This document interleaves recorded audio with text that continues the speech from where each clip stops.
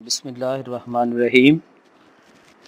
Reading comprehension, ये सवाल छोटी क्लासों से लेकर बड़ी क्लासों तक इसका नाम बदल जाता है, लेकिन मोस्टली कंप्रीहेंशन का लफ्ज़ साथ ही रहता है। तो कंप्रीहेंशन का मतलब है अंडरस्टैंडिंग। ये सवाल मेरे नज़दीक सबसे आसान सवाल है और मुफ्त के नंबर हैं। वजह क्या है कि इसमें किसी भी चीज़ की क्रैमिंग की ज़रूरत नहीं है। हम अगर तलबा को ये भी क्रैम कराते हैं तो इसका मतलब है कि हम तलबा को स्किल नहीं देते, बल्कि उन्हें क्रैमिंग के लिए तैयार करते हैं, यानी तोते बनाते हैं। तो ये कोई स्किल देने वाली बात नहीं है। इसको समझ के करें तो पैराग्राफ के अंदर ही सारे सवाल मौजूद होते हैं। तो एक दोस्त के कहने पे मैंने ये कंप्रीहेंशन की वीडियोस अपने यूट्यूब चैनल पे इंग्लिश ग्रामर पे अपलोड करनी शुरू कर दी हैं। तो इस सिलसिले में ये मेरे नज़दीक इसलिए आसान तरीन सवाल है कि सारे सवालों के जवाब तकरीबन पैराग्राफ में मौजूद होते हैं। कोई एक आध क्वेश्चन होता है रिलेशनल लेवल का, जिसमें तालिब इल्म को ओवरऑल पैरे के बारे में सोच के अपनी समझ के मुताबिक जवाब देना पड़ता है, लेकिन वो एक आध सवाल होता है और बाज़ पैराग्राफ में होता ही नहीं। तो मैंने कोशिश की है कि इसको आसान तरीन तरीके से समझाने की। हु वाला जो क्वेश्चन है उसमें सिर्फ नाम लिख दें तो वो आंसर में तब्दील हो जाता है। व्हाट में भी मुतलका इन्फॉर्मेशन यानी थिंग लिख दें तो तब भी वो जवाब टू दी पॉइंट हो जाता है। वाई एंड हाउ वाले सवाल ज़रा मुश्किल होते हैं, उनका लेवल एप्लीकेशन लेवल वाला होता है, तो वो ज़रा मुश्किल सवाल होते हैं। बाकी आसान तरीन सवाल मैं इसे समझता हूँ। उसकी वजह यह है कि इसमें कुछ भी क्रैमिंग की ज़रूरत नहीं है। आज जो हमारे नज़दीक बिस्मिल्लाहिर्रहमानिर्रहीम बिस्मिल्लाहिर्रहमानिर्रहीम, ये वीडियो नंबर 7 है, पार्ट 1। हमेशा कंप्रीहेंशन हल करने के लिए कम से कम एक दफ़ा पैराग्राफ की थरो रीडिंग करें ताकि समझ में आ जाए कि इसमें लिखा क्या।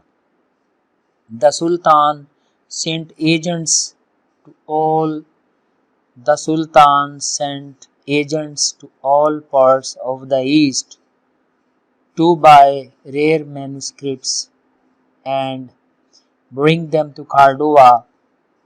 सुल्तान ने मशरक़ के तमाम हिस्सों में अपने एजेंट भेजे ताकि वो नायाब मुसव्वदे यानी किताबें कार्डोवा की लाइब्रेरी में ले आएं। His men were constantly searching the bookseller shops. उसके आदमी या उसके करिंदे कुतुब फरोशों की दुकानों में मुस्तकिल तौर पर तलाश करते रहे। एट कैरो काहरा के मुकाम पर, दमास्कस दमिश्क के मुकाम पर, एंड बगदाद और बगदाद के मकाम पर।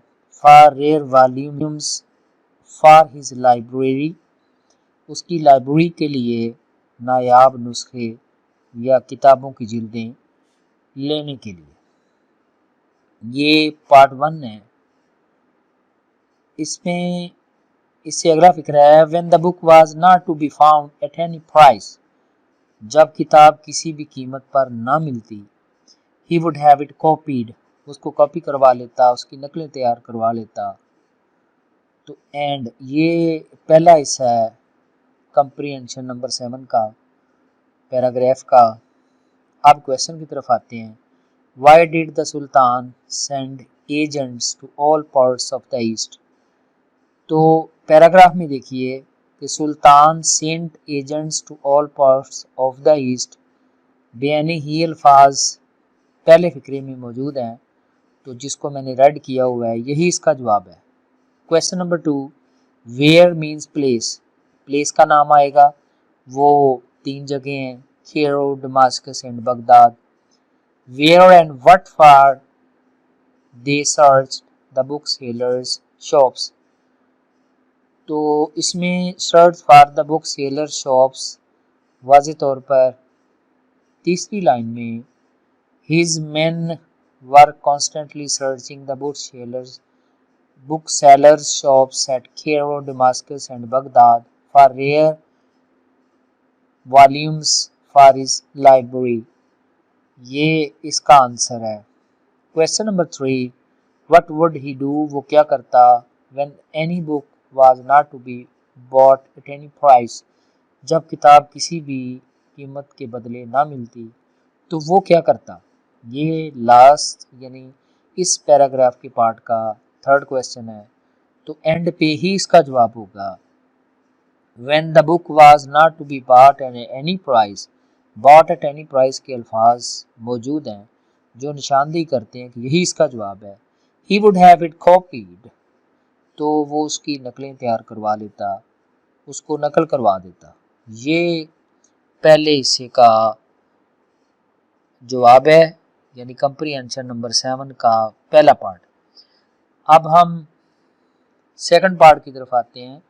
Sometimes even here a book, बाज़ औक़ात किसी किताब का उसे पता चलता या वो सुनता किताब के बारे में, which was only in the author's mind, जो सिर्फ मुसन्नफ़ के जहन में थी, यानी अभी किताबी शक्ल में नहीं आई थी। And send him a handsome present, उसे अच्छा खासा तोहफा भेजता। And beg him to send the first copy to Cordova, और करतबा में पहली नकल भेजने के लिए इल्तिजा करता। बाय सच मीन्स, ऐसे ज़राए से, he gathered no fewer than 400,000 books, उसने इस ज़रिए से 4 लाख किताबें इकट्ठी कर लीं। And this at a time, बयाक्त वक्त, व्हेन प्रिंटिंग वाज अननोन, जब प्रिंटिंग का, तबात का, किताबों की छपाई का इल्म नहीं था। And every copy had to be painfully copied, और हर नकल मुश्किल से तैयार होती। In the fine clear hand of the professional copyist, उसे पेशावर खुशनवीस उसकी नकलें अपने हाथ से तैयार करता। क्वेश्चन नंबर 4 पे आए। What would he do when the author had not yet written the book. अब सेम अल्फाज मौजूद है। हियर ऑफ अ बुक, यानी ही से हमने स्टार्ट करना है, तो पास्ट टेंस में आना है। He heard a book which was only in the author's mind, तो ये बेयाने ही आंसर इस फिक्रे में मौजूद है। And send him a handsome present and beg to send first copy to Cordova, ये पूरा फिक्रा क्वेश्चन नंबर 4 का जवाब है। Question number 5, how many books had he gathered, उसने कितनी किताबें इकट्ठी कर लीं। हाउ मेनी गिनती के लिए आता है, तो इसमें चौथी लाइन में वाज़े लिखा हुआ है, he gathered no fewer than 400,000 books, उसने कमोबेश 4 लाख किताबें इकट्ठी कर ली। Question number 6 and last, why was it difficult to collect so many books in those days, उन दिनों में किताबें इकट्ठी करना मुश्किल क्यों था। ये रिलेशनल लेवल का जवाब है, इसमें थोड़ा सा दिमाग पे बोझ डाल के सोचना पड़ता है कि मुश्किल क्यों था। वो साफ ज़ाहिर है कि प्रिंटिंग वाज अननोन। ये आखिरी सवाल है, तो आखिरी फिक्रे में ही इसका जवाब है। इसको हम आगाज़ से भी, at a time when printing was unknown and every copy had to be painfully copied in the fine clear hand of the professional copyist, और यही इसका जवाब मौजूद है। अगर हम ये लिख दें, it was difficult to collect so many books in those days because printing was unknown, तो ये थोड़ा सा अपनी तरफ से एडिशनल से इसका जवाब क्लियर हो जाएगा, यानी अपनी तरफ से चंद अल्फाज हम ऐड कर सकते हैं, तो यही इसका जवाब बन जाएगा। It was difficult to collect so many books in those days because printing was unknown. Thank you so much for watching and listening.